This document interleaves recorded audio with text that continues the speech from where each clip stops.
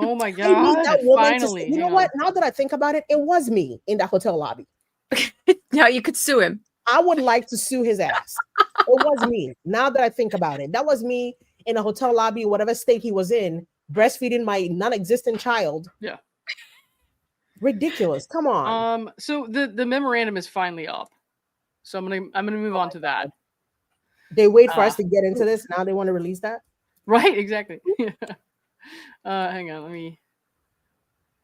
Oh God, why 73 pages? Let's see. So in 952, 960. Wait, there's more now. Yeah. They're so out of order too. Jesus. This is just the redacted version. I'm just start from the top here. Hang on.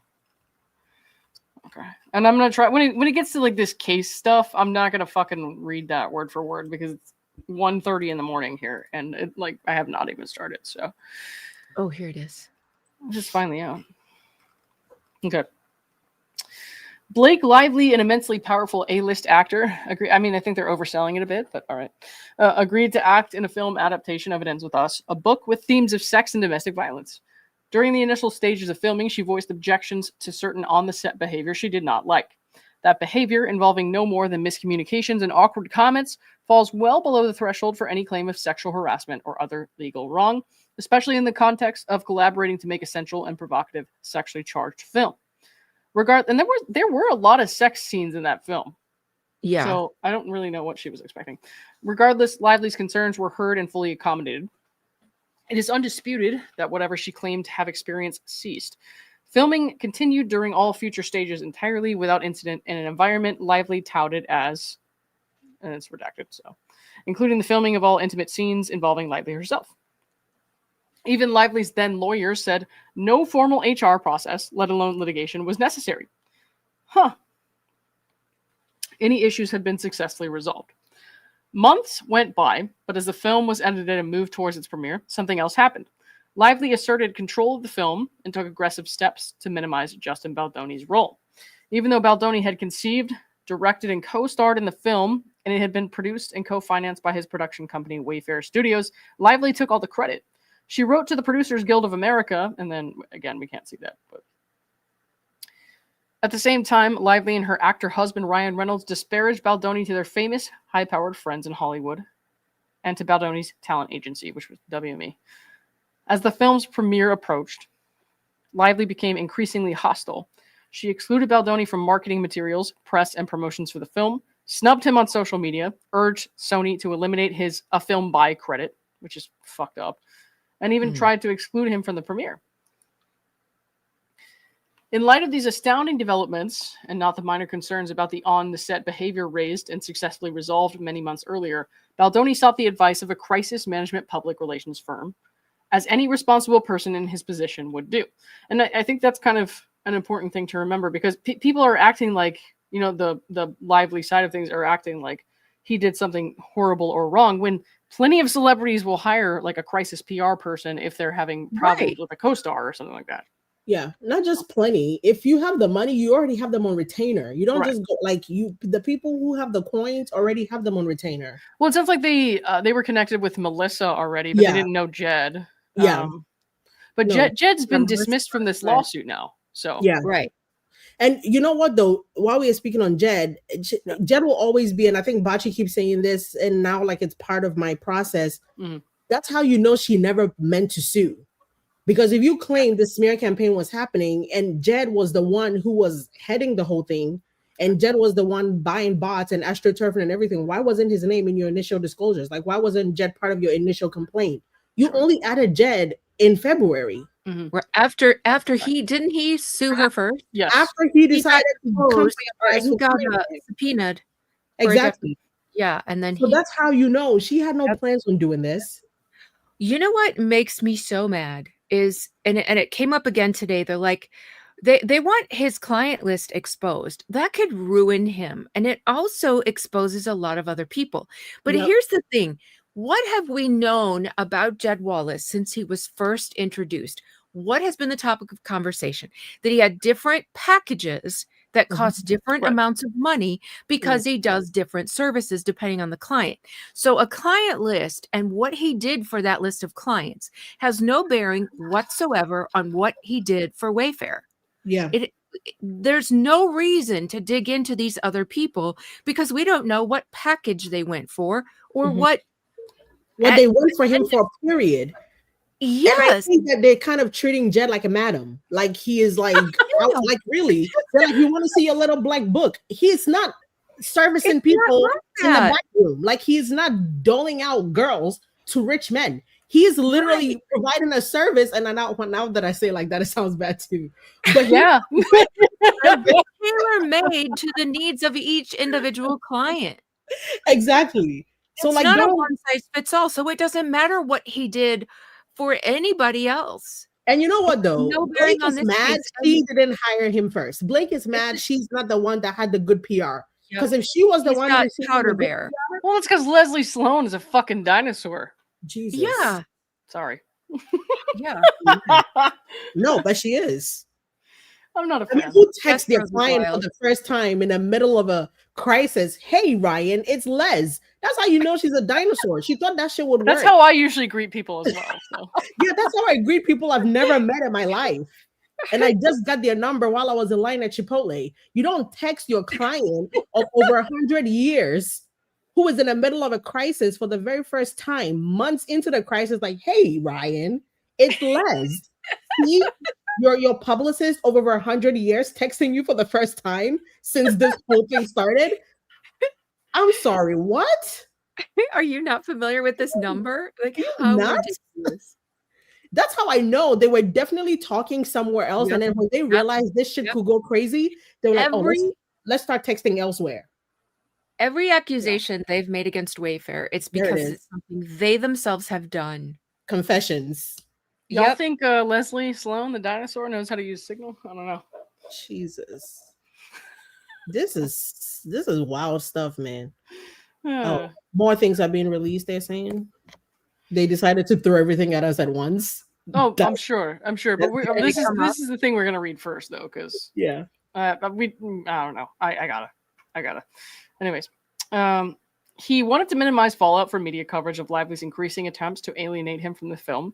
He did so for the benefit of both his professional reputation and the newly released film. He relied on media professionals to boost his image and assure that any coverage would be balanced and accurate. None of that is against the law. That's an important point. Aided by two of the world's largest litigation firms, Lively now seeks to fuck you, Ezra Hudson, by the way. Lively now seeks to create causes of action where none exist. She cannot show the behavior she disliked was caused by her sex or gender, a basic prerequisite for her sexual harassment claims.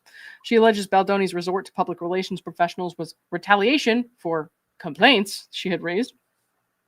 This ignores the large temporal gap, not to mention the many intervening events between her raising of concerns and Baldoni's resort to crisis management professionals. There can be no claim for retaliation based on purported complaints raised in the distant past. Nor did Baldoni and his co-defendants engage in defamatory smear campaign. It was not illegal for Baldoni to promote positive content about himself or truthful narratives about various events. Right? That Lively's reputation may have suffered as a result of her own ill-advised public statements and actions. This is a dispute about Hollywood reputations, not genuine legal wrongs. It does not belong in court. Okay, good point. So, it's a good point. Yeah. Some of this stuff, the statement of fact, I mean, we know this stuff pretty well, how the film came to be, what it was based on. So I'm not going to fuck with that too much. Lively chose to take a lead role in a sexually charged film with adult themes. Wait, what? I love it so much. It's so petty to me. I love that. Oh, yeah. I love that so much. Wait, did she though? Did she know? Wait, she never read the fucking book. And she probably didn't read the script because she knew she was going to rewrite it. Well, she changes her mind about whether or not she read the book. I don't know if that helps. No, so apparently there was a book bonanza thing where she says on stage that she listened to the audiobook. But I don't know. She probably had one of the nannies read it to her. The nannies that she says she doesn't have? She doesn't have. Yeah, they managed to. She also thought Lily Bloom was a sister. Yeah, and she mispronounced Lily's name. I think she called it Lily or something like that, which is what led people to believe she listened to a version of it, not read it. Because why would you see Lily and say Lily? Yeah. Exactly. That girl is nuts. Lively chose to take a lead role is crazy. Actually she didn't. I think Ryan chose it for her. It comforts me. No, it comforts me that this person is able to request my location data through a court. It's fucking cute, really. And adorable. Our bank account information. Yeah. No, but no, I feel like Ryan was like, this is a character who gets her ass whooped and she gets pregnant and you could go play that role. Go. And it's only 16 days. Yeah, go do it. Yeah. Go do it. And then Ryan found out there will be kissing and Justin is a good looking man and was like, you know what? No, I'm going to need the fucking dailies now. Yeah. Allegedly. Yeah. After he saw some text messages about teeth. Yeah. But hey. Ew. Yeah, I forgot about that. They try to convince us with their birthday post by the Lively sisters. He's such a family man. His the thing he hates the most is being away from his family. No, Robin. The thing he hates is to be away and the bodyguards and the drivers are home with Blake because he knows what's up. Mm-hmm. How you get him is how you lose him, and he can't leave her at home with men. Allegedly. Yep. You can't sue me, Blake. I'm just saying. That's what your sister said. And the whole she loves to say that we never work at the same time, and she thinks it's so endearing. No, your husband doesn't fucking trust you. Absolutely. Because we never work at the same time. And once I was working and he came in on a red eye. Why? Why is he doing all that? Why can't he sleep in his bed and catch a regular fucking flight? Maybe they missed each other. I don't know, man. Girl, bye. Don't nobody like each other like that. I always try to give people another reason. What are you? What are you talking about? You are not all sunshine, and no, you do not give nobody nothing. You know that lady does not like being around her husband like that. Is that lightning? I don't know what the fuck is going on in your house. But I'm like, what in the hell? It got dark over there. No, with the TV. So the TV is giving me light. So when it goes out, it gets dark. Yeah. Then when it's bright again, I get light again, like that.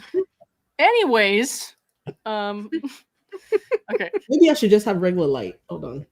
All right. In December 2022, years into the film's development, Blake was cast as a female lead. She understood, based on the script, and before she accepted the role, the film would include sexual content and address domestic violence.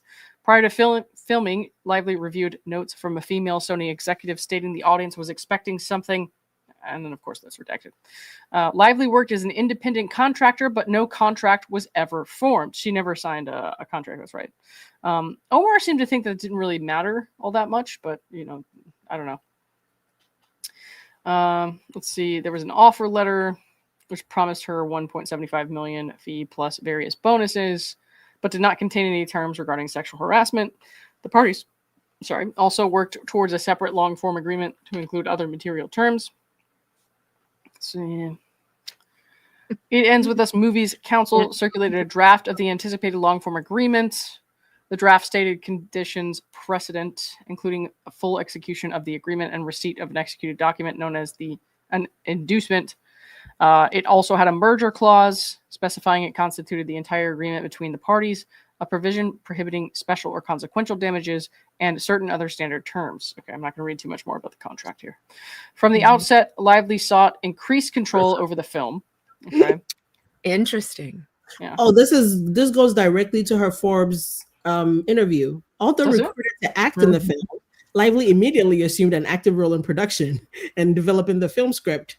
Like she says, I pretend I get hired as an actress, and then I pull the rug from underneath them bitches. Okay, you're right. That was the Forbes interview. Okay. You remember this stuff a lot better than I do as far as which statement came from where. I'm obsessed with her. Dude. Where is your subpoena? I swear to God. Among other things, she provided Baldoni with a rewrite of the rooftop scene, which I watched that film twice, once by myself and once with someone who wanted to watch it. And the rooftop scene stuck out to me as creepy both times. So I was like, that's not a flex. in which Baldoni's character and Lively's character first meet. So the creepy thing about that scene, like, it was not very well done in that the banter was actually terrible. His like line to her when he's trying to like get her to like hook up with him is like, "I want to have sex with you," and I was like, yeah, he just outright says it, and she's sitting there dressed like a garage mechanic. Yeah. Big Z and just like had the laughing. same deadline. Somebody's asking if Blake has the same deadline as Wayfair for the MSJs. Yes. Everybody is supposed to turn it in today. Yeah. Well, I mean, this stuff didn't pop up until an hour and a half late, so I'm not saying she didn't file it by the deadline. It's just not showing up yet. And she did say she was going to, so, I'll probably check again tomorrow morning or whatever. Hey, but then she did also say she was assuaged. Yeah. So interesting, Rose's She said stuff, I think I saw that, and I think they're going to do that because he's the CEO. So they're like, fine, you want this role? We'll give it to you. Right. Yeah. Okay, let's see. She explained her version of the scene, and then, of course, a lot of this is redacted, so we can't really see too much, unfortunately. In messages to Baldoni, Lively referred to her revised draft as featuring terrible, cheesy pickup lines. I don't know. Lively took special steps to convince Baldoni to accept her version of the scene. And then, of course, there's like redacted. All that juicy stuff is, I hate it. What's that? All the juicy stuff is redacted. I hate it. Yeah, I know. After the meeting, Baldoni told Lively he would have gladly accepted her revisions, even without urging from... We know that, though. Why have they redacted that? From her famous friends? I mean, if it came from a deposition, I think they have to. I'm not sure. Don't they have to do that? And then if they don't request to continue sealing something from after like 7 days, so there's a week. Right. Lively has since disclosed that Reynolds, not she, rewrote the scene. This episode, which occurred even before filming began, was the first of a series of events in which Lively relied on an array of Hollywood friends to increase her control over the film while denigrating Baldoni to them along the way. Before filming began, Lively took additional steps to influence the direction of and take control of the film. At her request, Wayfair abandoned plans to film the movie in Boston, where the novel takes place, and relocated to the set of New Jersey near Lively's home. I don't think I knew that. That is so crazy. I don't think I knew that either. But it is on par with her behavior, because we also know that another Simple Favor was supposed to film in Connecticut, and she made them film in Capri. Yeah, is that for, what was it? Another Simple Favor too? Yeah, it was supposed to film in Connecticut, and she was like, "That's interesting." Roses Wild says it's July. It's 2.5 months before, so that would be before the lawsuit. So what was he issuing a subpoena for? What do we not know? Wait, Ryan's subpoena? She's saying there was a subpoena that 960 Ryan issued in July. Issued to who? I don't know. It's one of the exhibits. It's Rose's Wildest. 145, they said. Mm-hmm. Right, JM says, what court document are you reading? This is the memorandum in support of the motion for summary judgment. So this is a main document where they're asking the judge to make a summary judgment. So, yeah. I guess, let's see. Over here. Wayfarer also agreed to change the start date and schedule to accommodate Lively's other professional and personal commitments. Having recently given birth, Lively expressed concerns to Baldoni and others that she, and of course, a lot of this is redacted, so we're not going to fuck with that too much. Wayfarer, it ends with us movie, and Baldoni took steps to create a safe set. See, Wayfarer had a set of industry standard policies and procedures in place to prevent harassment, discrimination, and retaliation. Its employee handbook expressly prohibits such conduct. They did have one. Yeah, and encourages employees to report violations. Yeah. Wayfarer had an HR department with dedicated staff. Okay. They held an anti-discrimination training prior to filming. Let's see. They had a worker safety hotline on its daily call sheets. Interesting. And it's also interesting to note here that they make it known that it was administered by an outside law firm. They didn't do some in-house shit. Right. Does it say if she attended? Absolutely not. I bet she didn't. It doesn't say, but I can tell you she didn't. If that lady couldn't even meet with an intimacy coordinator and just was like, take notes and tell me what they said, or come in for fittings, she's not showing up for that. All right. Let's see. Lively benefited from other protections. Let's see, the offer letter provided she would not perform any nudity/stimulated sex without her prior written consent, and without what? And without negotiation and execution of a formal nudity rider. All right. In April 2023, they hired Elizabeth Talbot as the intimacy coordinator. Lively was given the opportunity to meet with her, but declined. Before shooting began, Talbot considered the contents of anticipated intimate scenes and suggested details and clarifications. She spoke with Lively about Lively's boundaries. When Lively expressed reservations about intimate scenes, Baldoni volunteered to keep the focus on his own body so that scenes could be, and then this is redacted, but I'm assuming it had something to do with, I know that he was very adamant about having this be from the female gaze. Obviously, the target audience was mostly female of the book, Colleen Hoover's fan base from this book. So I'm assuming this has something to do with the sex scene being more focused on the female, but then he was agreeing that it could be more focused on his body to make her more comfortable. Right. So prior to shooting, Lively and Baldoni were both provided with nudity writers detailing their consent and boundaries concerning intimate scenes. Okay. In the first phase of filming, Lively did not film any intimate scenes, but voiced objections to certain behavior. What behavior? I don't know. Filming began on the set in New Jersey. It stopped June 14th due to the writer's strike. None of Lively's intimate scenes were rehearsed or filmed during this period. However, all the incidents Lively now characterizes as compromising a hostile work environment occurred prior to or during this first phase of filming. Okay. Lively's stated concerns, even if accepted as true, all involve incidents of relatively low level or innocuous behavior that, considered separately or together, fall far short of actionable discrimination or sexual harassment. For instance, Lively claims Baldoni described his genitalia in their first meeting before she had agreed to join the film. This is a hyperbolic lawyer spin on what really happened. And then there's, of course, unfortunately redacted information. Lauren. What? Lauren? Yeah. I have to catch Lauren up, you guys. What? 9:59. Video leaks, bitch. Video fucking footage. What does that mean? There's video. We have video, like an actual Dropbox video that I can see with my eyes right now. Where? Doc at 9:59. There's a Dropbox link. Click that shit now. Oh, right now. Hang on. Ah! Hold on. I can put it up here. I can share the screen, right? Oh, it's available on Court Listener. Oh, it's actually. I okay. just opened it. Oh, this is gonna be good. Dude. Fuck me. Justin has a declaration too. Oh my God, this is happening all at the same time. Oh my goodness, we're not going to sleep at all. There's Where is this Dropbox footage we're looking at? What number? It's a link in the document. 959. It's linked in the document. It's not like an exhibit. I can show like it. within 959. Are we looking at the link from 3, 4, 5? I mean, 6? Any of them at this point. All right. If you want me to share my screen, I can do it. Yeah, do it. Go ahead. Okay, I'm showing the first one. Is the it looks like a young Lily. You have to allow it.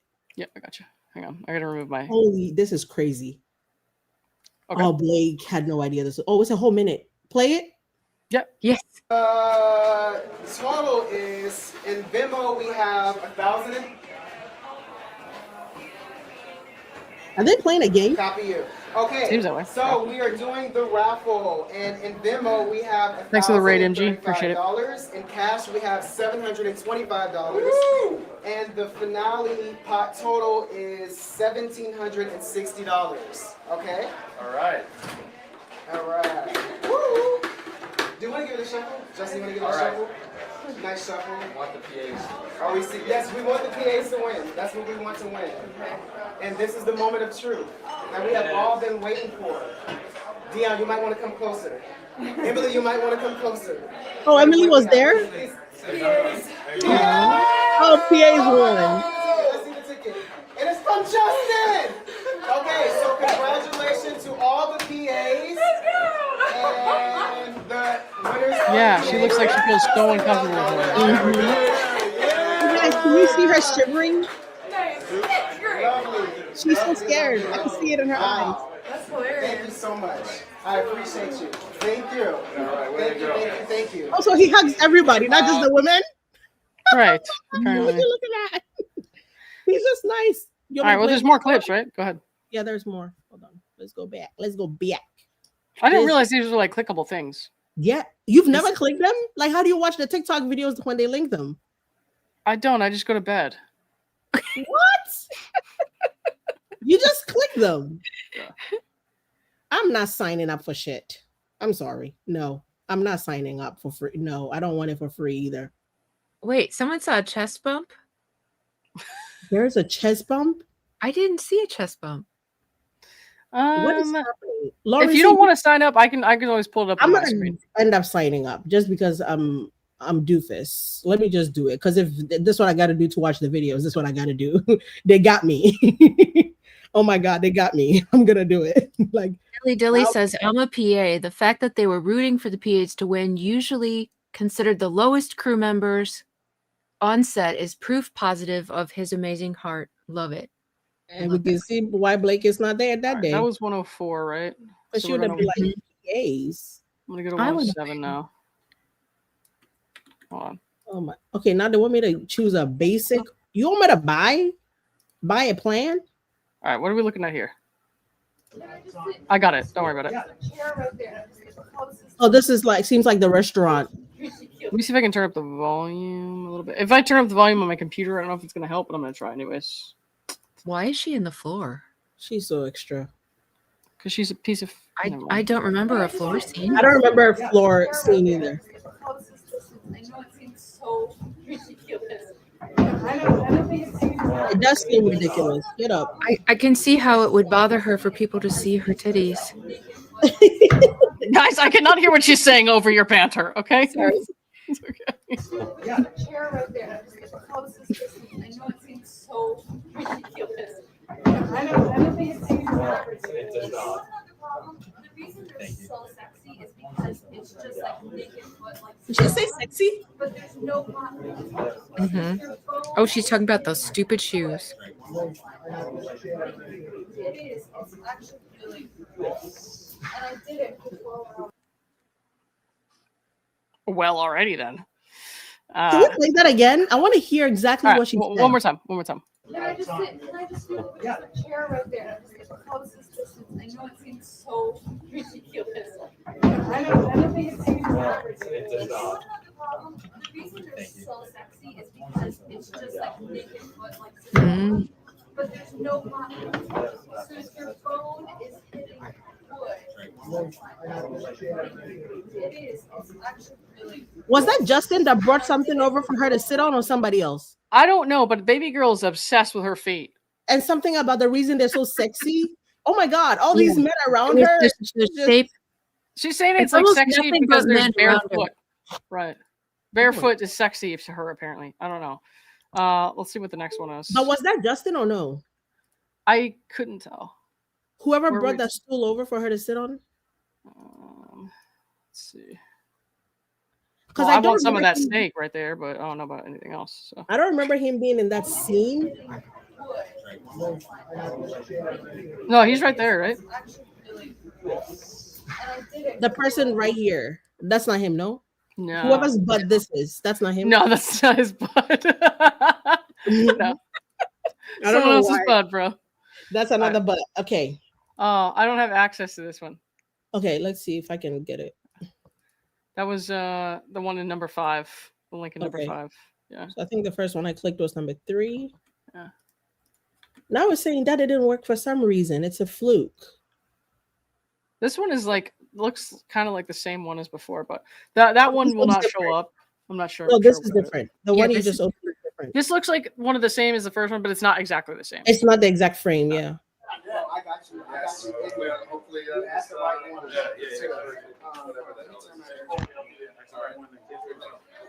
Can you click the captions? Oh my god. Look at Alex just coming in for the hug. Mm. I don't know. Where's the captions thing here? It's on the bottom right. Yeah.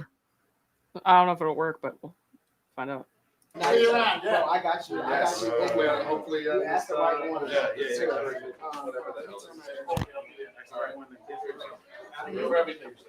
Oh, there you are. Yes, you did. Yeah, Okay. Really. They all loved him. Right? I mean, the man came in with his arms open, ready to hug him.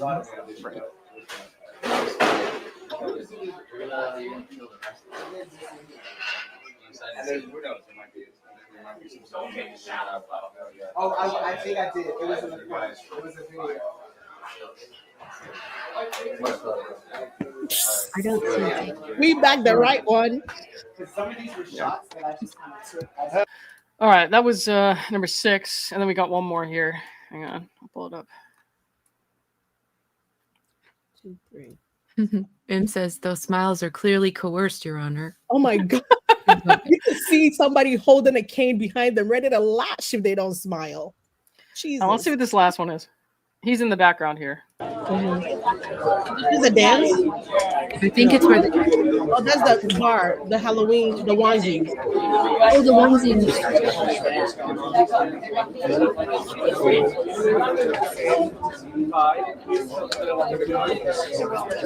He was sitting here on the stool. Thank you so much. Not really sure what we're looking at yet. How long is this? Oh, is this the hot? Oh, this shit is 8 minutes. Hang on. 8? Let me buckle in. We should. Yeah, I we bet should probably. this is the hot one. This should is the hot probably- one, you guys.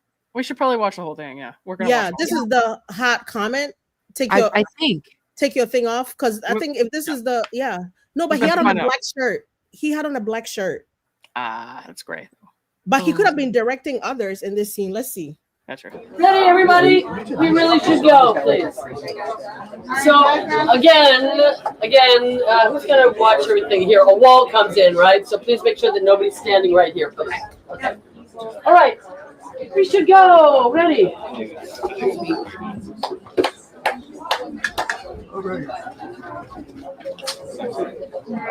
Somebody locked it up. Toothpick, please. Viv, do you have a toothpick? Yeah, right here. Thank you. Oh, this one, he said something. There was something in her teeth. That'll set her off. Perfect.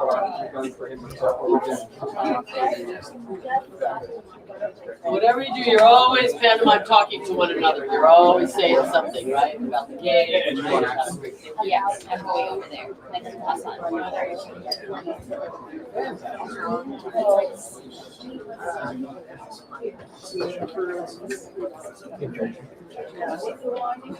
It looks hot in there just from standing here. It looks so stuffy Didn't and it hot. say there was no AC? Yeah, and all the equipment and the lighting too.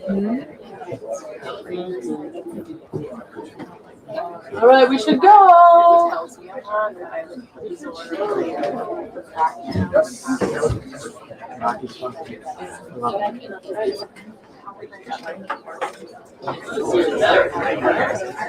Oh, really?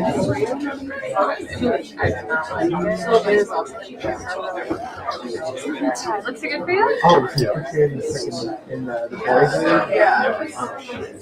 Everyone's all like on a good team.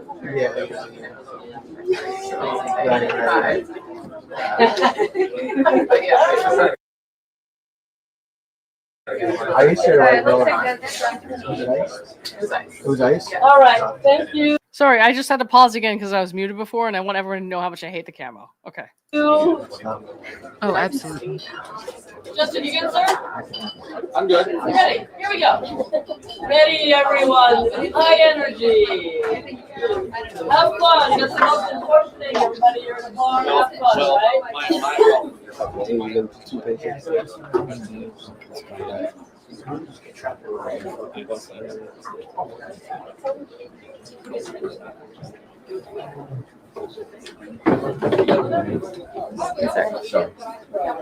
All right. Thank you, everyone. Sophia, are you here? No. Can I put this like something other? Thank you. All right. Thanks, everyone. Yep. This is just. Thank you. All right. Ready and. Thank you.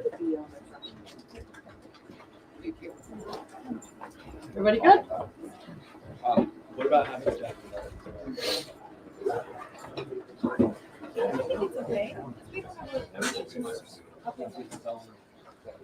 Yeah, he's just gonna skip the coordination back. Yeah, I could have had it. You're done. Ready, everyone?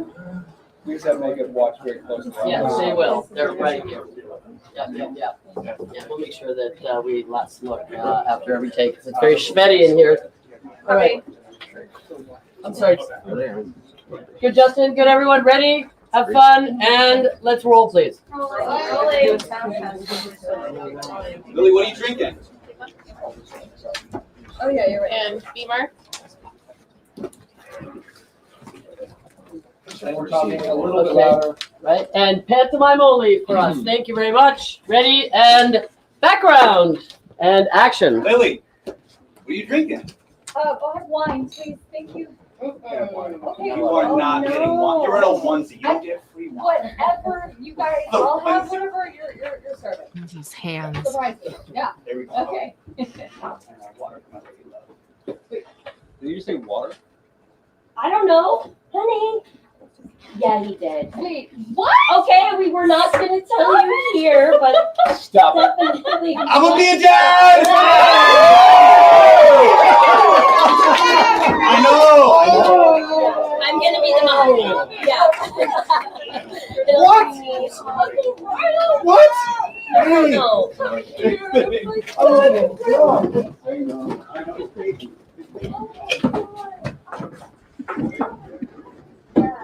A virtual tourist says this is the most boring SH I've ever seen.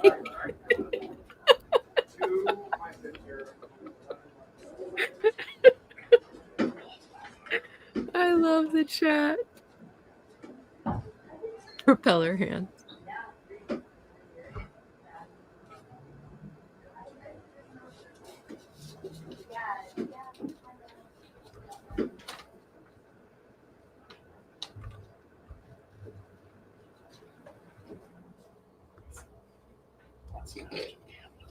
De Bruyne score!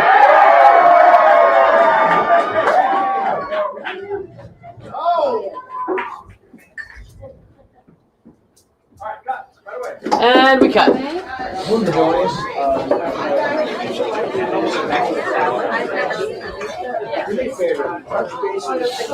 right, how was that better?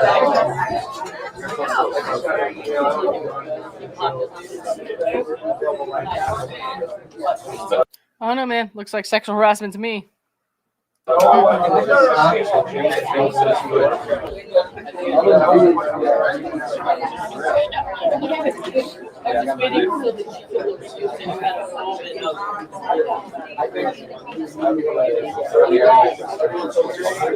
The man's wearing a unicorn rainbow onesie. And you know what? And I'm not trying to shame anyone for how they dress. Dress how you want to dress. Unzip No, it, totally. you know, all the way down. But if you're going to act like you're so offended and say, "Oh, that's not what I was going for," Yeah. don't have your onesie unzipped that far down. Somebody said, "What kind of SH is this?" The boring kind. Wait, we got 2 more minutes of this shit. Oh my gosh. Oh, and by the way, It's gonna happen any minute, guys. Any minute now.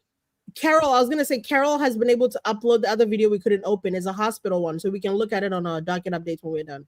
Oh yeah, put it up on your screen. I'll I'll share put it when we're up, done yeah. with this one. Yeah. Nice. We're still trying to figure out what the claim is to this one. In terms of wall and stuff, I was about oh, you mean next wall?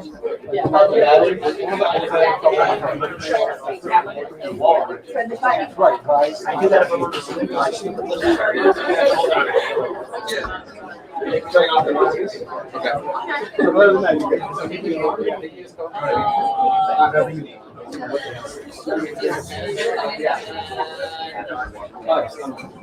Where was that person? Ileana? Yeah. Ileana, where was that person who walked over to the bar? She was wearing. Oh, that? Yeah. Where did she come from? So we actually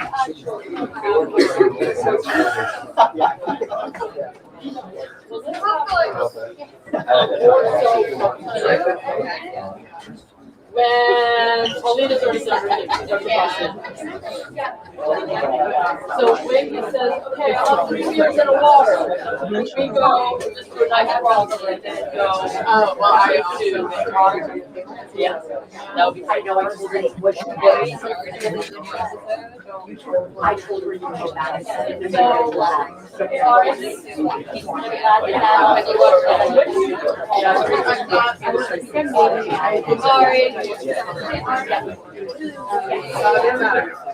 I think those are the salts. Right. Yes, 601. So do that, right? So you can go and then just go in there, do a cross. So they're not filming there. So what is she and Jenny Slate laughing so hardly about with Justin? No idea. What is it that's so funny? I'm wondering if that's why they kept this rolling. Because if the only part was the very beginning, yeah, then why make us watch all of this? So I think that maybe was the point. Like, look, like everything we were was just fine. chilling. Yeah. And at one point, one of the PAs or whoever walked behind the crew members, and the lady was fanning herself. Mm-hmm. So you Like, know that you could tell by it's looking hot. that room is hot. I found I have the video ready when you are, Lauren. Oh yeah, hang on. It's a minute. While you're queuing it up, I want to answer a couple questions I saw. Someone asked about Blake filing the MSG or MSJ and about it being late. The fact that they're coming in now doesn't mean anything because I got the original ones in before midnight, and this is they're just posting up now because they're taking that long to load because they've got things like video and pictures, so they're huge data monsters. So they're not technically late at all. Yeah, I didn't. I thought, I was like, why would it take that long? But I guess you were right. I was so confused. Wait, sorry, wrong tab here. Hang on. There we go. Elsie, press the play when you're ready. I'll move our heads. Here we go. Come here. She doesn't know what to do with herself. Camera set. And background. Action, Blake.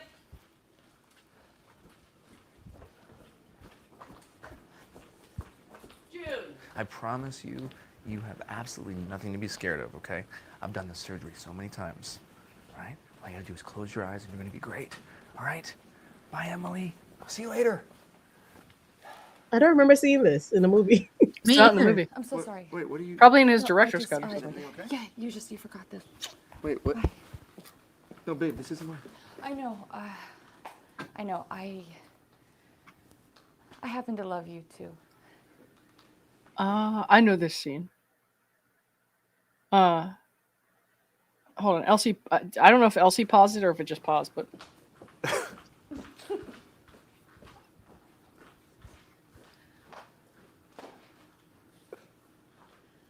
All right, cut. So that scene in the movie, what actually came out, happens in their apartment. She runs up to him and gives him that little book. Yeah. And So then what- this isn't mine. She says, "Well, I happen to love you too." You guys, there's somebody to comment. Wait, it is Leo. Doctor, help! I've fallen and I can't get up. God damn it! No, because I was like, why? Yeah, this is not where it is in the thing. So is this something that she changed? Did you guys? So also notice? she was the one who got the final edit. Right. Would have taken So- this out. And I'm wondering, look at right here. Is this why? Just look. Is this why? Maybe. Do you guys see what I see? No. I'm. I think this is why she didn't want us to see this. I mean, I just wouldn't. I wouldn't walk around in that outfit, and I'm not very stylish. So I can tell, don't like, really is she know coming what to from the beach? Because that's a lot of boobs to be in a hospital. say. And It is a lot children's of. wing. It is a lot of boobs for us. That's a lot of boobs for an It's Oscar. like I said, dress how you want to dress, but if you're going to go cry about, this What kind you of crying about? Yeah. But what I want to know is, would this be why we didn't get this cut? If she thought that was too much boobs flying around in a children's neuro wing. Because what does she want to show the kids? That would be pediatrics, wouldn't it? Because it's a kid. Pediatrics wing. Oh, my Lord. Why are you showing the kids tatas? What in the hell? Let me ask Bachi if that's how she feels about it. Oh, someone's saying the kiss wasn't scripted. Oh. But she went in to kiss him. Wait, she kissed him. Do we need to see that again? She kissed him. I swear, she went in for that. Okay, Hi, go ahead. I'm so sorry. Wait, what are you? No, I just, Is everything okay? yeah, you forgot this. Wait, what? She went straight in for that. Yep. No, babe, this isn't mine. I know. But I'm thinking I we know, didn't get to see the scene because of the cleavage, not the kiss, because the happen to kiss love was very you. PG. You But What does all- it say on the document by this link? Let's go back and see. I think that's number. It was a declaration, so I'm not sure there was really much context to it. We haven't gotten through the whole. Yeah, it doesn't say anything specifically Oh, okay. for that video. Okay. All right. We need to get back to this so I can go to bed at a decent hour. So, Okay. It's already past a decent hour. oh, I stopped being decent hours ago. You're right. Lively stated concerns, even if accepted as true, all involve incidents of relatively low level or innocuous behavior that, considered separately or together, fall far short of actionable discrimination or sexual harassment. I think. Right. Okay. Well, I just wanted to emphasize. Just kidding. I forgot. For instance, Lively claims Baldoni described his genitalia. That I doubt that. Such a statement is obviously Hey, it's Les. Let me show you something. yeah, right. Such a statement is obviously not justification to bring any claim in court. Indeed, Lively herself seemed unfazed. She had raised the subject, did not complain to anyone at the time, and after the meeting, her husband sent Baldoni an effusive message saying, and that's probably something about the perineum. Perineum. Yeah. Lively also accuses Baldoni of fat shaming. This allegation is based on a single instance in which Baldoni, who had chronic back problems, anticipated a scene in which he would have to lift her up. I'm not going to read all of that word for word because we know a lot about that. Mm-hmm. Yeah, we just talked about that a bit ago. Lively further accuses Baldoni of adding gratuitous sexual content to the script before filming began. The evidence shows, however, that the scenes were, and then unfortunately redacted, to align with the explicit female-authored book on which the film was based. Baldoni asked a female intimacy coordinator to review them with Lively. To the extent Lively objected, scenes were revised or removed. Moreover, Lively herself rewrote other scenes to boost their sexual vibe. Oof, I bet she did. Lively claims they've got examples of that we're going to get to read. Oh, good. If we ever get the exhibits. Yeah. Lively claims Baldoni improperly used the word sexy to refer to her wardrobe on one occasion, and that of another actor on another occasion. At that one point, he complimented Lively's own personal low-cut outfit. Such passing sporadic comments, while perhaps ill-advised, are not outrageously offensive in an environment where professionals are working closely together to make a deliberately sexually charged film. True. Let's see. Yeah. Lively also asserts that Baldoni at times... What? It's not an accounting office. Right. You know? She asserts he alluded to his own sexual and marital experiences. Again, such exchanges are hardly surprising, given that Lively and Baldoni were collaborating and communicating daily about how best to portray various adult and marital themes. Lively also claims Jamie Heath momentarily glanced at her naked upper body after she permitted him to come into her trailer while she was having body makeup removed. Lively said she instructed Heath not to look at her, but at some point during their brief conversation, and I'm going to guess this redaction has something to do about the eye contact. Mm-hmm. Whatever fleeting mishap may or may not have occurred, it is being characterized as sinister only in retrospect. At the time, Lively said, "I know you weren't trying to cop a look." Mm-hmm. Lively also objected to being shown a video image relating to Heath's wife's home birth, incorrectly believing it was pornography, which is gross of her. There's some redaction there. The film includes an important scene between Lively and Baldoni's characters surrounding the birth of their child, and Baldoni and Lively had discussed the scene before Heath shared the video image. Okay.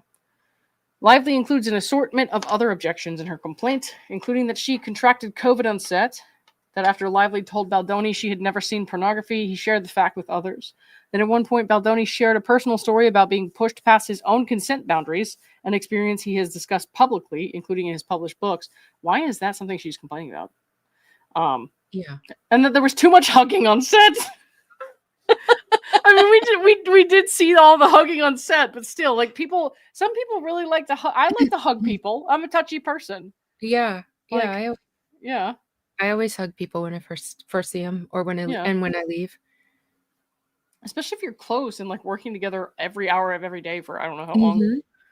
That's crazy. Wow. Let's see. G. Lively's objections were addressed before and during the film hiatus. Okay. Her description of events is disputed. What is undisputed is that Lively's objections were resolved as soon as they were raised. She chose not to file any formal complaint. Instead, and there's a redaction there. That's something to do with that list. I want these redactions gone. Yeah, right. Consistent with that approach, after Lively and her husband chastised Baldoni for inquiring about her weight, the issue did not recur. Lively objected to certain sex scenes, and Baldoni revised or eliminated them accordingly. On June 1st, 2023, a few weeks into shooting, Lively met with Baldoni and Heath and reviewed various matters she was unhappy about. Baldoni and Heath apologized for Lively's discomfort. Evidently, that was enough to resolve the issue. She has not identified any incident after that meeting that she claims constitutes sexual harassment. Okay. Mhm. On November 9th, 5 months after filming had stopped due to the strikes, Lively, through her entertainment lawyer, sent out a list of protections she wanted observed in connection with any future filming. Lively's lawyer said a signed agreement to abide by the protections would suffice in lieu of a more formal HR process. Lively did not commence any litigation or file any formal complaint, though her lawyer noted she reserved all legal rights.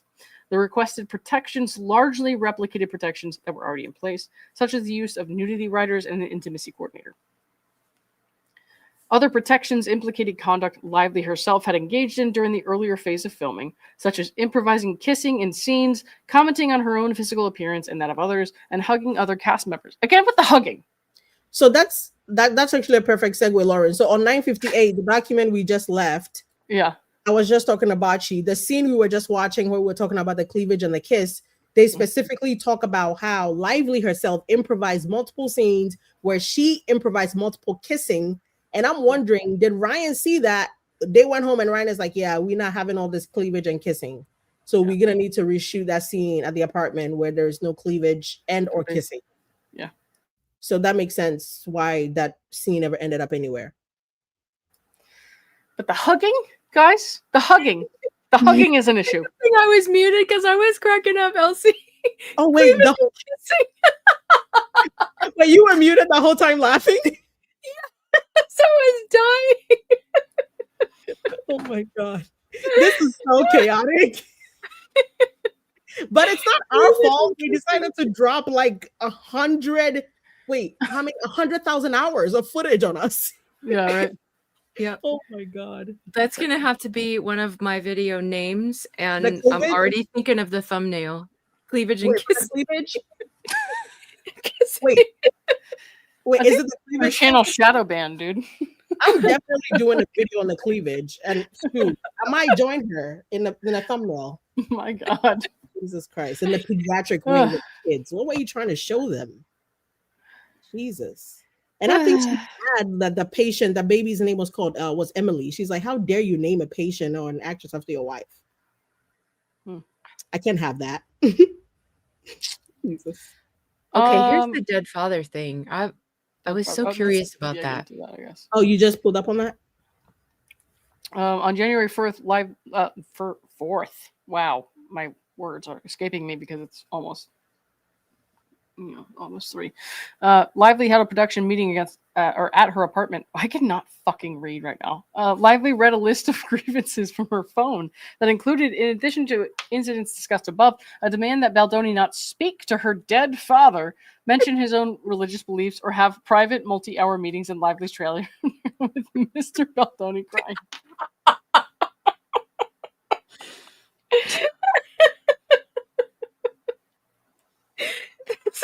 This cannot be a legal document.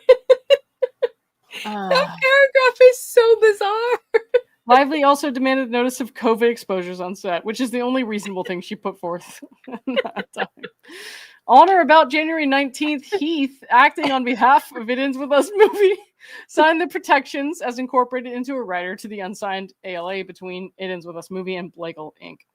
All right. Lively refers to this document as the contract writer agreement, whatever. The second phase of filming proceeded without incident. Okay. Other female cast member, the set was professional. Whatever issues had been raised months before had been fully resolved. Lively used her famous friends and connections to take control of the film. Shortly after the filming wrapped, Lively told Sony she would not agree to promote the film unless she was permitted to participate in the edit. Thereafter, she amassed an enormous level of control over the film. When Lively received pushback, she recruited famous friends, redacted of course, to support her while disparaging Baldoni to them. Allegedly says, I'm speaking to her dead father right now. Sue me. Oh my God. You guys are crazy. They're right now. It's crazy. Damn it. Blake's father's in the room with me right now. Oh my god.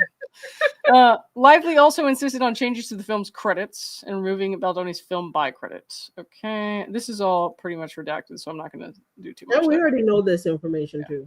Lively stirred up negative press about Baldoni in the film. Apparently not content to have wrested directorial and editorial control from Baldoni, Lively set out to destroy his reputation and alienate him from his own film.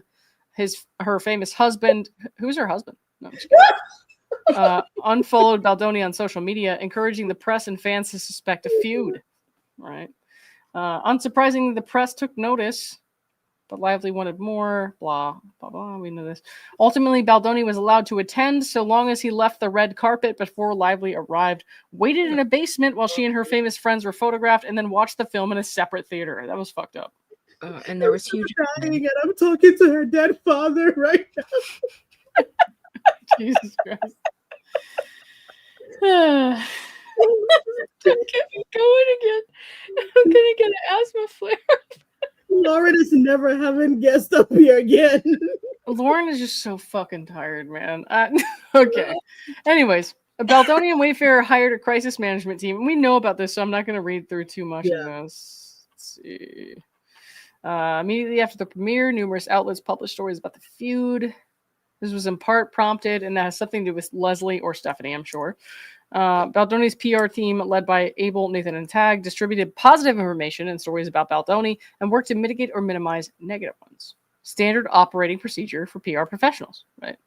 Baldoni himself made numerous positive public statements about Lively, which we've seen. Mm-hmm. On August 7th, Abel told Nathan she was still waiting on a green light from Heath to put the social combat plan into motion.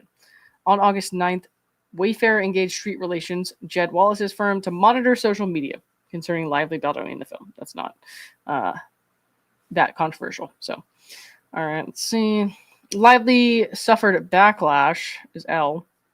The attention commanded by Lively's star power and by news of the purported feud was a double-edged sword. By virtue of all the coverage, she was put under a very public microscope.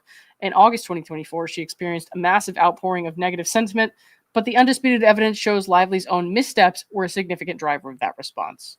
Several press outlets picked up, for example, on Lively's decision to cross-promote a serious film about domestic violence with, among other things, her husband's summer superhero blockbuster, as well as her own hair care and beverage products. Oh my god! You guys have to remember she was. Well, remember. So, I love the way this person writes. Her husband's summer superhero blockbuster. This has to be Kevin. Nobody isn't it Shapiro? I didn't see. It's like the Babcock guy. I wanted to tell Babcock, if you're done with Wallace, please join Wayfarer because we don't want to let go of you yet. Lively privately, and then of course this stuff is redacted. She came under fire for past missteps, including, and then there's a bunch of redacted stuff. That list should have been a lot longer.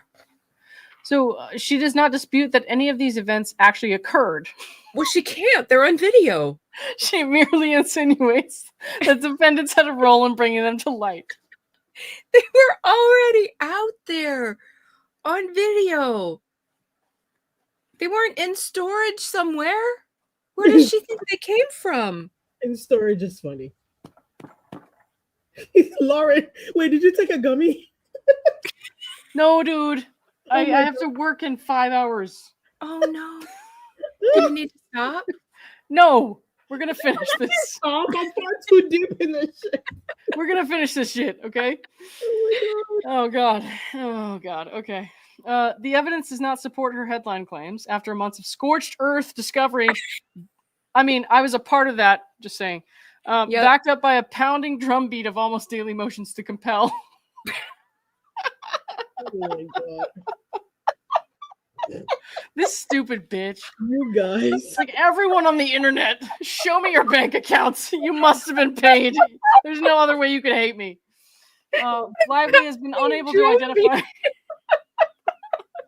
Lively has been unable to identify any instance in which any defendant distributed or promoted any false story about her.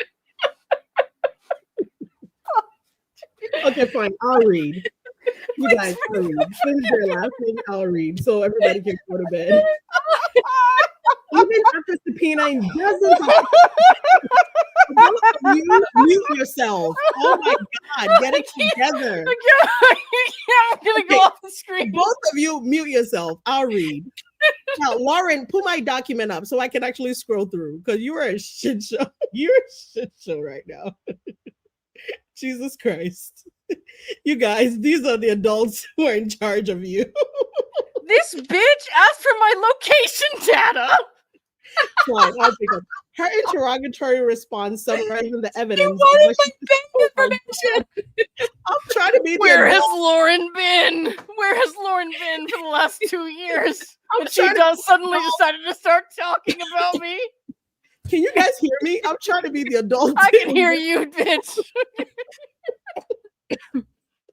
Wait, you sure you didn't take a gummy yet? I'm so sure. Oh my gosh. I'm so sure. Guys, I'm the adult now. I'm the captain now. We're picking up. Wade Palmer. Puff. Cassidy, you're in timeout. Lauren, you're in timeout. Focus, Elsie. Read. Her interrogatory response summarizing the evidence of what she described as a highly orchestrated smear campaign reveals a surprising truth. What Lively primarily objects to is Baldoni's efforts to defend himself, whether by promoting positive stories or trying to suppress negative ones. Either way, the man was playing defense. He was never on offense. But that is not retaliation. Indeed, fucking redacted. Okay, great. Very, very helpful there. Okay. Oh, hold on 1 second, guys. You guys, I'm going to start getting the giggles. We put the other two on timeout. We put the they're back. They're back out of timeout. Okay. Even when certain defendants contacted the press about Lively in August 2024, okay, their efforts were far from sophisticated internet takedown like we touted in the press. The few instances, I'm not letting the laugh take over me. I got this. The few instances in which the evidence suggests that any defendant spoke to the press about Lively all involve truthful references to her actual conduct or to that of her husband. What husband? Or the sharing of opinions about that conduct. Redacted. Lively has also long claimed defendants use a network of bots to bring her down. I'm a robot.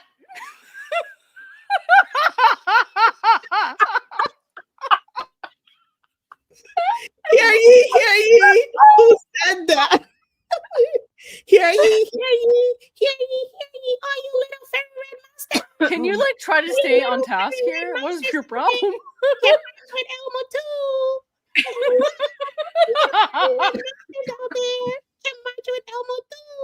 Hooray! Make way! It's the little fairy red monster parade! Hooray! Make way! It's the little fairy red monster parade! Elsie's broken. They broke me. I'm back. Lauren, put me back. I'm just a bot. What do I know? My husband is like, this is what you describe to be work? You told me to watch the baby. You're working. This is not work. I was in my Elmo bag. You guys, I'm back. I'm not lost. Lively has also long claimed defendants use it. I read that part already. Lauren is the bot. Okay, contemporary. I'm sorry, guys. Jamie Heath programmed me to giggle this entire stream. Guys, I'm scared. Dexter, don't be scared. This is all going in a blooper reel. Contemporaneous documentary evidence shows that Baldoni himself repeatedly confirmed with both Abel and Nathan that they were not using bots or fake accounts. Nathan in particular assured Baldoni the backlash was organic. Ooh, straight from Whole Foods. She's blown herself up by her own actions. Once me straight from just figure out the organic line. 360 65 I was Earth. supposed to be holding in my asthma puff, but you made it blow out. Now I gotta do it again. Oh my God. You This did is how I not- looked at Blake in her trailer before she subpoenaed my bank account. Oh my God. Baldoni later discussed with Nathan that he had no intentions to make Lively an outcast and was praying for her and her family. I know that pissed her off. You see my dead father and now you're fucking praying for me? What the fuck? Somebody should, bro. Somebody should. Oh my God. Her organic bowl of cherries is crazy matcha latte. Life is just a bowl of cherries, or whatever the fuck she said that one time. To say, well, life's like a bowl of cherries. Listen to me. That one time. I'm not from Georgia. God. And like my hero Giselle Pellico. What? Pellico in this conversation. That lady is crazy. Anyway, Lively and Reynolds smeared Baldoni once again. Ironically, Lively's cried that Baldoni tried to bury her, more accurately describes her own efforts to tar him. Beginning on August 9th, 2024, just one day after Lively alleges the smear campaign began. Redacted, 4 days later, redacted. Lively then used, what is that? Cassidy, is that you? Lively then used the sham litigation. Ooh, here we go, Vanny. We're to the sham. No, Van- what was it? I don't think I did anything. Oh, there was like a robotic noise. I thought it was one of you bots. That was me. Meep. Meep. I'm just trying to keep breathing. I have no idea what you're talking about. So Let's go back on track before they start reporting this live. They're gonna say I'm we're so all on fucking shrooms. sleepy.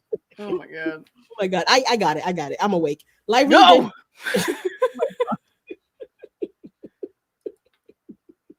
You and my toddler are literally on the same level right now. Lively then used the sham litigation to obtain the private messages of Baldoni's publicist, Janable, used in a shell company as a bogus plaintiff. This company filed claims against 10 motherfucking John Does. It says anonymous. Sorry, I got carried away. Anonymous Does defendants, and working behind the scenes with Abel's former employer, Stephanie Jones, invoked a New York State court subpoena power to obtain Wayfair's confidential records from Abel's personal phone that Lively would not have otherwise been legally permitted to obtain. On December 21st, 2024, the New York Times published a 4,000-word article entitled "We Can Bury Anyone" inside the Hollywood smear campaign that relied on the documents Lively had obtained through the sham of a scam of a lawsuit with Van Scam. It doesn't say all that. As well as administrative complaints she filed prior. Huh? It's just redacted. I'm sure it says that. Oh, it says that for sure. The article asserted Baldoni and Heath had violated Lively's physical boundaries and made sexual and other inappropriate comments to her, and then insinuated a retaliatory smear campaign. Weeks before the article came out, redacted. Fuck shit. Jesus, can we just see it? At 2:10, around the same time, Lively conveniently dropped the New York State court lawsuit, confirming it was not filed in good faith and had only been used as a ploy. Van Zandt Inc. versus those 1 through 10. We know it well. Mm-hmm. Okay, Lively initiated this litigation in December 2024, 18 months after the minor issues she raised about this unsaid behavior were fully and successfully resolved. Lively launched this despite with an administrative complaint and the fanfare of the New York Times headline. The behavior she previously regarded as not requiring any formal HR process was now presented by 2 large, sophisticated global law firms, as sexual harassment of the gravest kind. Very dramatic there, Shapiro. I like it. And Baldoni's national defensive efforts. I love it. She's a very dramatic writer. I know she would take Colleen Hoover for a fucking ride if she decided to become an author. Yeah, Colleen, you deserve that stray. And Baldoni's natural defensive effort after being sidelined from his own premiere, to manage his own and his film's reputation by employing experienced PR professionals was now recast as retaliation against Lively for raising purported sexual harassment concerns. Lively's numerous claims against numerous defendants cannot withstand scrutiny. Judgment should be entered for the defendants on all motherfucking claims. That was an ad lib. All right. All motherfucking claims was definitely in there. Somebody said, finish her, Elsie. Mortal Kombat style, finish her. All right. And for the reasons set forth below, Lively's claims all fail, just like her acting career. This motion also incorporates the arguments. Shapiro did not say that. I said that. But just like her acting career. This motion also incorporates the arguments in defendant's motion for judgment on the pleading, including that extraterritorial application of California statute is improper because as the undisputed facts show, no alleged instance of harassment took place there. Lively cannot prove any actionable sexual harassment on counts 1, 3, 6, 7, 8, 13. Well, we already know that. There is no SH, therefore she can prove SH. All right. This court, as well as many others, have pointedly observed that in evaluating what constitutes actionable harassment as hostile work environment, context matters. Sweeney versus Cohen, I don't know who they are, but it's case law here that they suggest comments made on set of filming a movie about adult themes may have a different material effect. That's fucking common sense, though. Yeah. Why I've been saying that since this whole thing started. Like, why are we explaining? She's acting like, ma'am, you had your child on a set of an adult fucking film. Talk about how she's gonna take your husband's boyfriend pee out of her mouth. Like, why? Okay, maybe husband's boyfriend is a little too much, allegedly. I don't know that for a fact. But like, your husband that was just fine. And his bestie, Hugh Jackman, were standing right there while you were behind the camera and watch your child say, I'm gonna take Wolverine's pee out of your mouth. And that was appropriate. But you as a grown over woman, Wolverine what? No, I said over and over again. Oh, I thought you said Wolverine's ovaries. I was like, wait, what? No, but like, how is it that you as a grown woman cannot be on a movie set where you're acting and can talk about adult subjects? And that is somehow SH. Lauren, I can't take it. I can't fucking take it. Oh my god.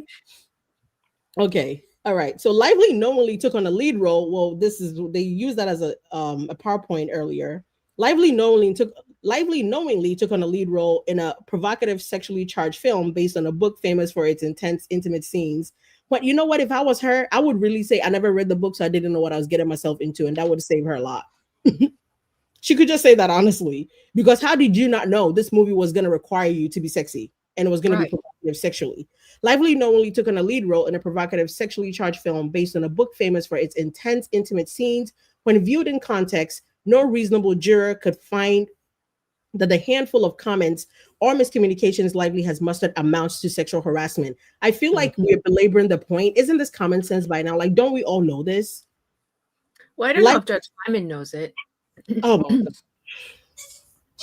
well, you should be asleep. So that we should start there. You should be dreaming now.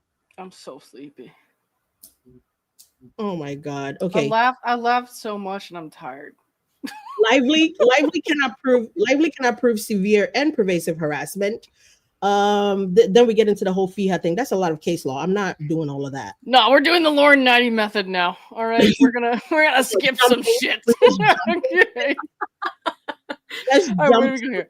Lively cannot prove severe and pervasive harassment. Okay, we're not gonna do all that shit. So we do the Lively 90 method. That is correct. Lively Jesus. Premised on few purportedly offensive utterances and on-set mishaps do not satisfy these standards. That Baldoni, in directing particular scenes, twice used the adjective sexy to refer to how female actors appeared in their assigned wardrobe is hardly surprising given the sexually charged nature of scenes in the film. The banality of such conduct and its general low-level offensive-ness is underscored by Lively's, and then there's some redacted stuff there. During the work on her film... Probably her using the word. Right. Video footage confirms Baldoni's use of the word sexy in reference to Lively's wardrobe was entirely unremarkable, which I'm sure feels good for her. Lively was not scantily clad, but dressed in an oversized fleece onesie. Nor was this anything that might remotely approach flirtation. Rather, both she and Baldoni were flirting with you. No, right. Rather, both she and Baldoni were working at the time, surrounded by actors and crew. Baldoni's expression was neutral and not ogling or suggestive.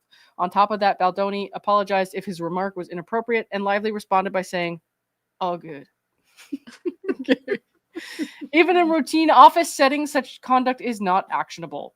For example, the Second Circuit held a high school teacher's claims that her male supervisor occasionally commented on her physical appearance and participated in a bet with 3 other male employees as to when he would be able to engage her in sexually explicit conversation were insufficient. Well, that particular scenario is kind of gross to me, but it's not, I guess, actionable. I don't know.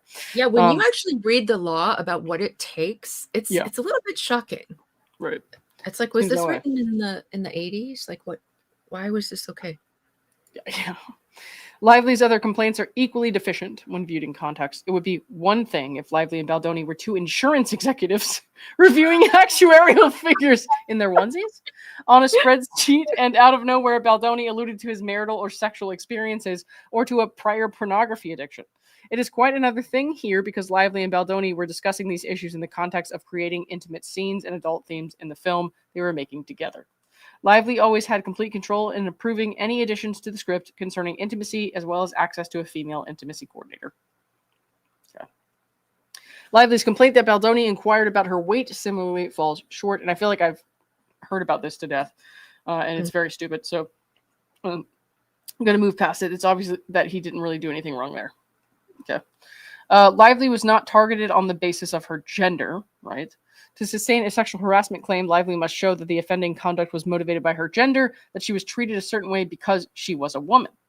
Okay. Lively cannot show that here. The basis of many of her claims has nothing to do with her sex, which is pretty, simple.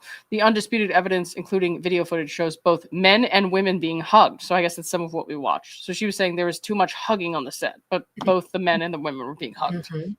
And they facilitated the hugging, not just Justin. So... Right.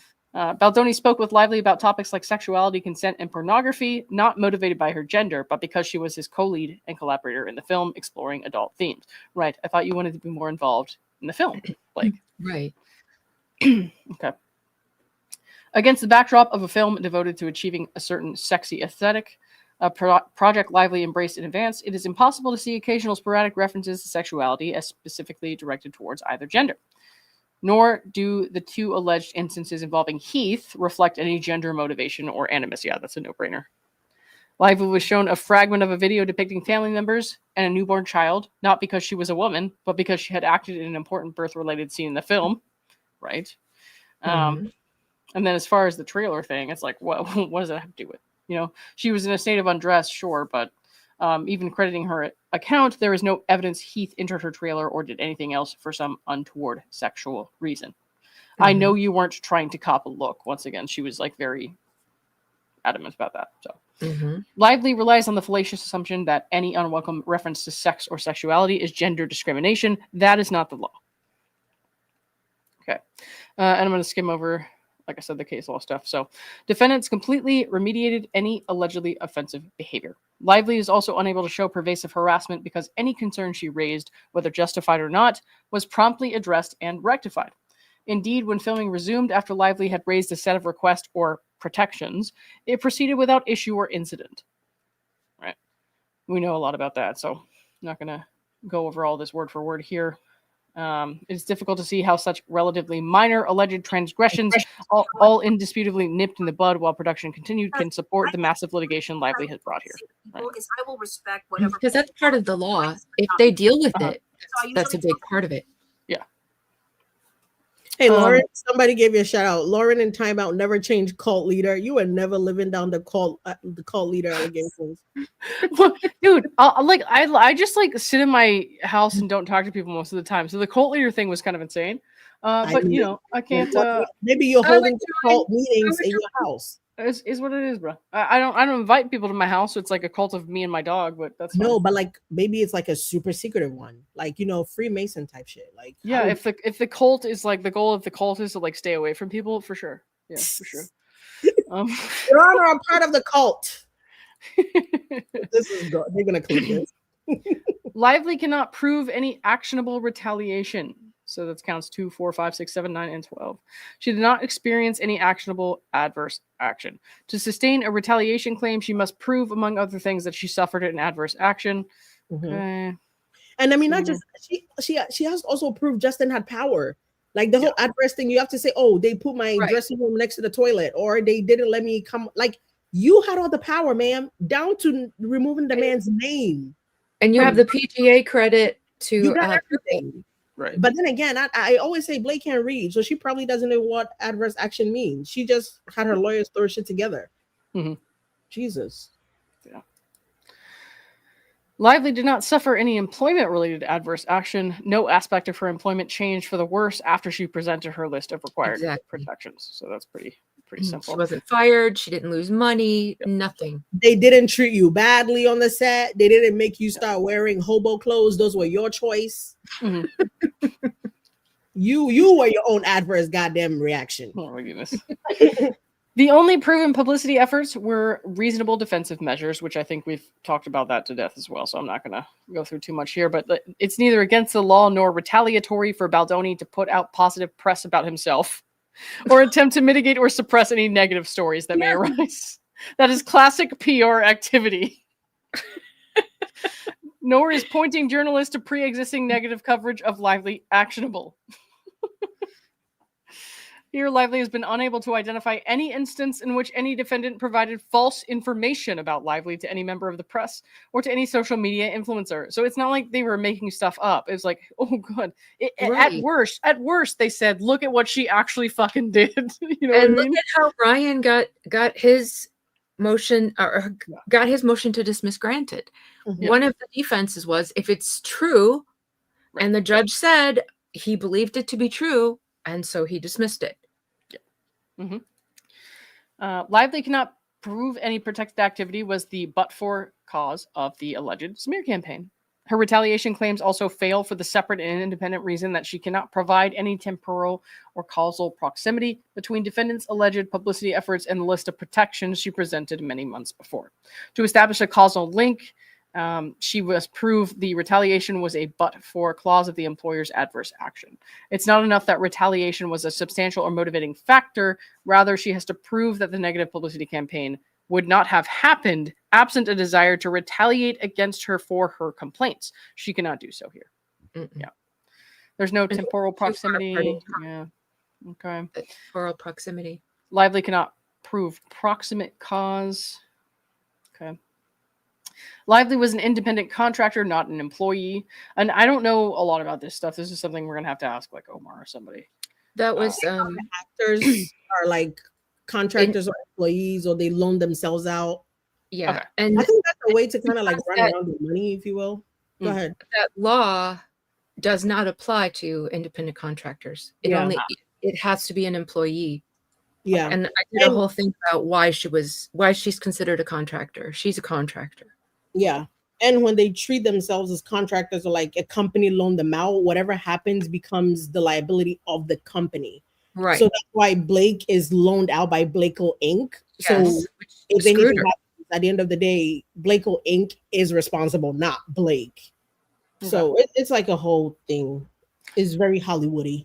Lively, a world-famous actor who ran her own business empire and relied on lawyers to negotiate a detailed contract on behalf of a specialized LLC for her work, plainly wasn't a standard employee. All right. Let's see. I don't know what this is related to, so we're going to skim over a lot of this. Did Lively have discretion over when and how long to work? Oh, yeah, we're not going to skim over that. Lively cannot prove a failure to investigate claim, which was count 6. She asserts that in Agents With Us movie and Wayfarer as employer entities violated 2 provisions of FIHA by allegedly failing to take reasonable steps to prevent or investigate harassment regarding their employees. As a preliminary matter, she cannot assert these claims, which by its terms are as relevant here is strictly limited to the employer-employee context. Mm-hmm. In any event, Lively's claim that defendants failed to prevent or investigate harassment would fail on the merits under either provision because she cannot establish the elements of such a claim, namely that there was, in fact, a substantive FIHA violation, defendants failed to take reasonable steps to prevent it, or that any such failure caused Lively any harm. Okay. I'm just going to do that. Lively cannot prove aiding and abetting claims. All right. She claims Abel, Nathan, and Tag aided and abetted harassment and retaliation in violation of FIHA. This claim for secondary liability cannot stand because there is no primary liability. For reasons stated above, no actionable harassment or retaliation occurred. Well, yeah, there you go. Lively's contract claims fail. Okay. They're based on 2 putative arguments. what she calls the actor loan-out agreement and the contract writer agreement, but neither is enforceable by Lively. The actor loan-out agreement was expressly subject to multiple conditions precedent that were never fulfilled, and no final agreement was ever reached or signed with respect to its material terms. Okay, now we know. The CRA was, by its terms, to be incorporated into the unexecuted ALA as an amendment. It was therefore subject to the same unsatisfied conditions, precedent, and incomplete information, and also was not independently supported by valid consideration. And even if the ALA and CRA were enforceable, Lively's claims would still fail for multiple reasons. Okay. So they're saying she cannot enforce either alleged agreement. I would love to read all about that in detail, but I'm so tired. So we're going to skim. Guys, remember to like the video. Remember to like the live. Oh, yeah, for sure. I always forget that. 1007 of I always forget. Somebody just reminded people to like the live in TikTok, and I'm like, I just forget to say that because Bachi has 96,000 likes now. Ah, okay, and cool. We need to run it up. Sweet. Even if the ALA and CRA were enforceable against the entity defendants, Lively's breach claims would fail as a matter of law. Okay. The entity defendants did not engage in conduct rising to a breach. All right. Their alleged conduct cannot constitute a breach because Lively failed to provide notice and an opportunity to cure. Okay. And again, this is stuff I'm going to have to go over with like Omar or somebody. So, even if notice were provided via Lively's counsel's November 2023 email, the entity defendants indisputably cured any potential breach based on alleged sexual harassment. Okay. Even if there was a breach, Wayfarer would not be liable because Lively cannot establish alter ego liability. Wayfarer was not a party to the putative agreements and therefore cannot be liable for any breach thereof. Lively's implicit connection that Wayfarer is liable for breach as It Ends With Us movie's alter ego is unavailing because a member or manager of an LLC cannot be held liable for the debts, obligations, or other liabilities of the LLC, whether arising in contract, tort, or otherwise, solely by reason of his status as a member or manager. Is this because she forgot to put It Ends With Us movie on the complaint? I don't know. Trying to say it was an alter ego, so it still counts. I honestly don't know. I don't. So there's a theory on why initially they didn't add It Ends With Us movie. Bachi and I were talking, and if the theory that we all have had in the past at one point or another is that she was hoping that at some point Justin would let go of the second movie and she would take over, she wouldn't want to soil or sully the name. Interesting. You wouldn't want to sully the It Ends With Us movie name, so there would be no reason to try to sue them if you think you have a chance of getting it. That's why she would have left them out originally until she realized, shit, this whole ship is going down, so fuck it. Everybody can come in here now. But I think initially she was hoping to keep the movie separate, sue the studio, sully the studio, everything. And then when everything is said and done, she would be left with her pretty shiny sequel that she could not act in, just walk around and flip her hair in. And somehow that went to shit. So she's like, I guess fuck it, then all of you come here. I'm suing everybody. Oh, my lord. Lively's alleged damages for breach are barred by the limitations on damages provision of the ALA and not cognizable in any case. Another thing I'm going to have to go over another time. I'm like, it's almost 3 a.m. here, bro. Lively's contract claims are improperly duplicative. Even if Lively's contract claims had merit, they would be subject to dismissal because they merely duplicate her harassment or retaliation claims. Okay. Tort claims generally are not duplicative of contract claims because tort claims offer a separate measure of recovery. However, a claim is duplicative if it seeks the same damages or relief already sought by another claim. Okay. Interesting. The defamation... Oh, go ahead. No, that's the first time I've seen that argument. It's good they brought on new attorneys. Yeah. The defamation and false light claims counts 12 and 14 fail. New York law applies to Lively's defamation and false light claims. Okay. So yeah, this is stuff I'm gonna skim over tonight. So the allegedly defamatory statements refer to activities in New York and its environs. Lively alleges defendants launched a coordinated campaign to cast her in a false light during the publicity and promotion of the film, and thereafter. Wait, what happened? What happened? Okay, remember how she said he described his genitalia? What are you talking about? Or circumcision? I think she means to mute herself. No. Are you good? We just talked about that. It was just about circumcision. Okay. What? Something about circumcision is all I heard. I don't know. I muted her, so she has to come back and unmute herself. Okay. Anyways, Lively alleges defendants launched a coordinated campaign to cast her in a false light during publicity and promotion. Okay, points to statements related to conduct on set. The film was primarily shot in New Jersey, and the premiere and some pre-production took place in New York. It's the only relation to California is the general involvement of Hollywood's entertainment industry and the fact that 2 uneventful days of shooting took place there after Lively's concerns were resolved. All right. Blake Lively's false light claim, count 12 fails. Don't read the chat. I'm scared. I feel like, oh, ladies. I don't need to know that. I don't need to know all that. Okay. All right. Okay. The false light claim cannot proceed because New York law applies, and New York does not recognize the tort of false light. Okay? Woo! I've been saying that for months. Yeah, I know. 2, Lively has no standing to bring a false light claim. Okay. Even if California law applies, she lacks standing. The false light claim arises from Article 1 something blah blah. I'm not gonna fucking read that. Lively, sorry guys, I'm really tired. Lively's defamation claim, count 14 fails as a matter of law. She can't establish a triable issue for her defamation claim. She generally contends that the Wayfarer parties, through their agents, published false statements asserting that her allegations of harassment filed with the California CRD and this court were false and fabricated. That is, Lively's defamation claim is, by definition, based entirely on statements about the litigation published after litigation commenced. Yeah. This claim fails for multiple reasons. Yeah. She can't prove falsity or malice. All right. The allegedly defamatory statements were absolutely privileged, like hers were, in their counter case. See, Lively's conspiracy claim, count 15 fails. Okay, so first, there can be no claim of conspiracy, whereas there is no actionable underlying tort. Let's see. Second, even if Lively had a viable tort claim, her conspiracy claim would be entirely duplicative of it and should be dismissed on that ground as well. Okay. There's no basis for liability against defendant Sarowitz. Lively alleges only 2 claims against Sarowitz, false light and conspiracy. For the reasons discussed, these claims fail. Even if these claims could proceed against any defendant, no reasonable jury could find Sarowitz liable. His exceptionally limited involvement confirms why, and the record is devoid of any facts implicating him in either claim. Even with Claire's recording.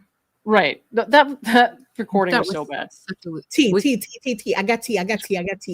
All right. I think we skipped over it because we jumped over document 558. But I don't know, maybe at some point when I was on mute, you guys talked about it. So Bachi and I, a couple of days ago, were looking at the TMZ. Those of you who watched my video would have seen it. TMZ had this video from December where Harvey was talking about the original claims, and he whipped this paper off the table, right? And Harvey was like, no more. So they were talking about the no more list and how Blake specifically said, no more mention of cast and crew members' genitalia. You guys remember that, right? Mm-hmm. And the fact that originally in her complaint, she doesn't say cast and crew. She says no more mention of Justin or Blake's genitalia. And then later she says only Justin's genitalia. And then later she tried to claim cast and crew. And me and Bachi were trying to figure out, well, what the hell? What, like, that doesn't make sense that it's changed multiple times. Right. And Bachi was like, you know what, though? The way Blake works, I can imagine maybe Justin was talking about a vasectomy or maybe even a circumcision of a kid, and Blake will find a way to make it disgusting. Turns out they were talking about a circumcision. And it's in the document. And if Blake just had a son, I could see Justin asking something like, oh, was he circumcised? I have a son, he was circumcised. Stuff like that is a conversation parents would have. But also, Blake would be a disgusting enough person to say we were talking about genitalia rather than we were talking about our kids, if whether or not the boy was circumcised. Yeah. But Bachi and I just had that conversation 2 days ago on my video. And we posted. So that's confirmed? That's what the conversation was? Yes, it's confirmed on 958, document 958, that they were talking about circumcision. And Blake made it seem like Justin was out here showing her his willy-nilly. And the, I'm sorry, what? And the birth video was porn. Yes, and the birth video was so the birth video is corn, and talking about circumcision is talking about genitalia rather than literally saying what it is. And she's so predictable. Blake is Bachi just said that. And She is married such to a Ryan, the predictable woman. foulest. The man who wants to tattoo people's name on their perineum, and you can't talk about circumcision without making it disgusting. Oh my God, this is crazy. That is crazy. Page 41 of 83, they're saying it's on because we jumped through that document. We left that document. So I gotta finish this. Oh, go ahead. And then Yeah, I gotta go to bed. That's it for me, guys. And if everybody is on TikTok, you guys can hop on because if I don't want a 3-hour live, nobody's gonna sit through that. But TikTok, dude, it's been 2 hours and 40 minutes for me, so I gotta dip soon. Let's see. Sarwitz is the majority investor. Blah blah blah. And they're talking about the recording here. It says, but as the recording makes clear, Sarwitz was speaking only in metaphorical terms when he said that thing about the 2 dead bodies, right? Not dead, but you're dead to me. Sarwitz was focused solely on making sure the studio was protected. And that sounds right. Several aspects of Lively's damages claims must be dismissed. Lively lacks standing to assert claims for lost profits or royalties. Her claims, and there's like redactions there, of lost profits associated with the 2 non-parties, as well as royalties flowing from those entities. Okay. Lively is merely an indirect shareholder of these entities and not the direct beneficiary of any royalties flowing therefrom. As such, she has no basis to claim any damages or to recover losses allegedly suffered by these entities. All right. And there's a lot of redaction here, so we're going to skim that. I want to read that later. Lively cannot recover speculative lost profits. Okay. Yes, that's what I kept saying. If she had established businesses that she said, I made this many million last year, and this year I only made this. Yeah. You could prove it. But it was a brand new business. And she's like, well, I was supposed to make 55 million. According to who? The Tooth Fairy? Yeah. Oh, come on. Yeah, I hear you. No, her husband. Her husband was gonna hire her again to play a fake lady pool and pay her that. I mean, the ponytail was real, maybe. The voice is the only thing that she contributed to. Okay, so we're at the conclusion page here. So this is pretty much done. As far as the declarations and stuff, I'm going to read them tomorrow because I gotta sleep. I got work in like 4 or 5 hours. So let me see. I don't think anything ever came up tonight for Blake, but I'll check one more time.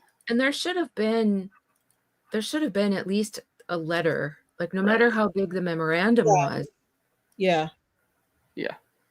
The giant ass declaration with the however many exhibits is posted now for public. I mean, Wayfair has been busy. This is crazy. I mean, it's not very often that I'll just concede and be like, I can't do it, but I'm here now. No, it's late. I can't read all that tonight, but I will read the rest of it tomorrow, guys. No. But if you guys are still on here and you want to continue, we're still on live on TikTok. So those of you who do have TikTok, find your way there under my name or Bachi's name. You're gonna see that we're on live. Elsrich. It's Elsrich on TikTok, right? Oh, you say Elsrich. Elsrich. So cool. How do you say it? I've never heard you say Elsrich. Say it again. Elsrich. Elsrich. It just sounds foreign. What do you think? What language do you think it's in? It's English. Elsrich. Oh, that sounded fancy. Elsrich? Are you enunciating? I'm going to bed. Oh my god. No, it's bye everyone. I have to pull these up. Hang on. Amanda Tiseo, thank you for the 7, and thank you for the 3 there. You guys, how the F do people still support Blake? I don't know. I don't relate to that shit. Busted Can of Biscuits says Giggum Agnes. That was for one of you guys. I think it was probably Elsie. What is it? Elizabeth LeBoy, thank you for the 5. Redondo Beach, thank you for being a new member. Denise Burgess, thank you for the $5 super sticker.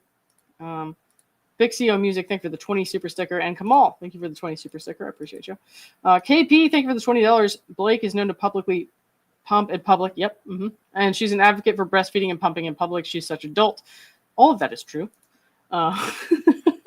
Big Z, thank you for the 5. Hello Legends was Blake's MSJ deadline the same, or is it yet to come? It was the same, yes. But the things have been processing so slowly, we have no idea if she submitted anything or not. So we'll have to find out. Kai, thank you for the 279. Thanks, Lauren, for your videos. Always thorough. Appreciate you.